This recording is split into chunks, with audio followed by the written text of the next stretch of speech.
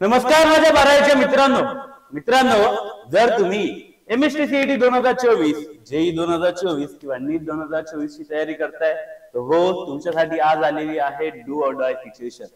मित्रांनो करा किंवा मरा हा जो पॉइंट आहे तुमच्या आयुष्याचा हा परत कधी येऊ शकणार नाही। आज एक्झामला शेवटचे 15 ते 20 दिवस बाकी आहे। रफली नीट साठी तरी महिना बाकी आहे, पण सीईटी आणि जेई साठी 15 ते 20 दिवसच बाकी आहे।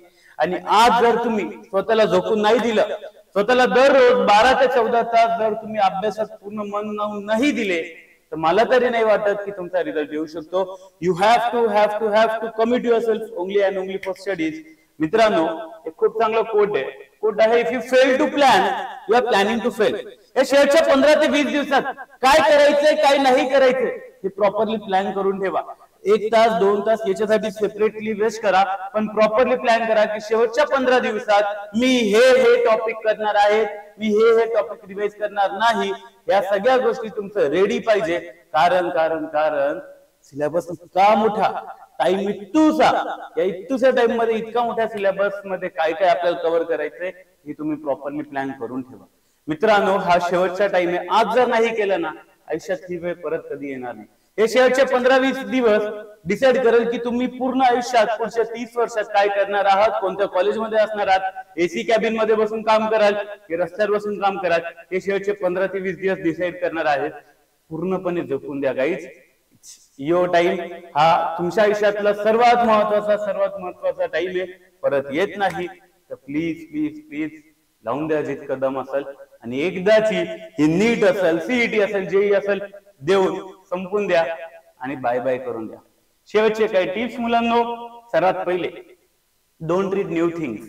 हा जो शेवटचा टाइम असतो ना याच्यात नवीन काहीच वाचायचं नाही, नवीन काही वाचायचं नाही, कारण जितकं वाचलेलं आहे तेच घडी रिपीट करत राहा। जितके पीवायक्यूज आहे तेच परत करत राहा, कारण शेवटच्या क्षणी नवीन काही करण्यात गेलं तर जे झालेलं आहे ते पण तुम्ही वेस्ट करून बसाल। तर please focus on what you have already done. जे तुम्ही ऑलरेडी केलेलं आहे वर्षभर त्याच गोष्टींवर फोकस करा, त्याच गोष्टी परत वाचा, तरच तुम्ही एक्झाम साठी पूर्णपणे रेडी राहाल। Second, less interaction with friends and family.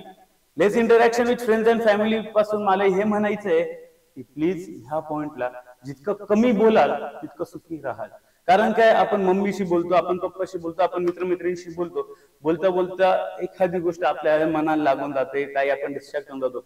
Mummy काही सकाळी चिडचिड केली तर दिवसभर डोक्यात मम्मी अशी बोलली, पप्पा असं बोलले, ती असं बोलली, तू असं बोललो, हेच करत राहतो आणि जिथे अभ्यासात लक्ष द्यायचंय हे देणार नाही। तर जितकं कमीत कमी तुम्ही लोकांसोबत बोलाल, जितकं कमीत कमी तुम्ही लोकांसोबत राहाल तितकं ह्या पॉइंटला तुमच्यासाठी चांगले। आणि main most important thing, stay away from negativity. जी गोष्ट तुम्हाला डिप्रेशन देऊ शकते, जी गोष्ट तुम्हाला घाबरू शकते, जो व्यक्ती तुम्हाला निगेटिव्ह वाइब्स देईल त्या व्यक्तीपासून, त्या गोष्टीपासून लांब राहा।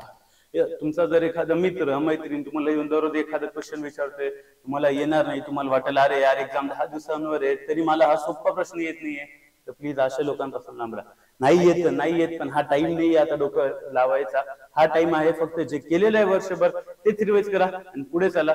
शेवटच्या दिवसांमध्ये जितके जास्तीत जास्त पीवायक्यूज करता येईल, मागच्या काही वर्षांची क्वेश्चन पेपर्स करा, जितके इम्पॉर्टंट जे व्होलॅटाईल टॉपिक्स आहे जे तुम्ही एकदा रिवाइज करायला पाहिजे, फॉर्म्युला असेल, छोटे पॉइंट्स असेल, ते सगळे रिवाइज करून घ्या। आणि गाईज फायनली परत जिथून सुरुवात केली तिथूनच डू ऑर डाय, करा किंवा मरा। हा टाइम आयुष्यात परत कधी येणार नाही। It's the best time of your life. हा टाइम तुम्ही नेहमी पूर्ण आयुष्यभर आठवा। हे दिवस आपण कधी विसरत नाही, कारण हे खरं कष्टाचे दिवस असतात। पूर्णपणे स्वतःला झोपून द्या। 12 ते 14 तास per day is the only solution to crack MST CET, JEE 2024, NEET 2024। आणि बाकी काही लागलं तर आम्ही टार्गेट अकॅडमीची पूर्ण टीम तुमच्या सोबत आहेच। एक्झाम पर्यंत, रिझल्ट पर्यंत, ऍडमिशन पर्यंत we are always with you. तर प्लीज हार्डवर्क करा आणि रिझल्ट येणारच आहे। चलो guys, thank you so much, take care, bye bye, see you, best of luck, love you all.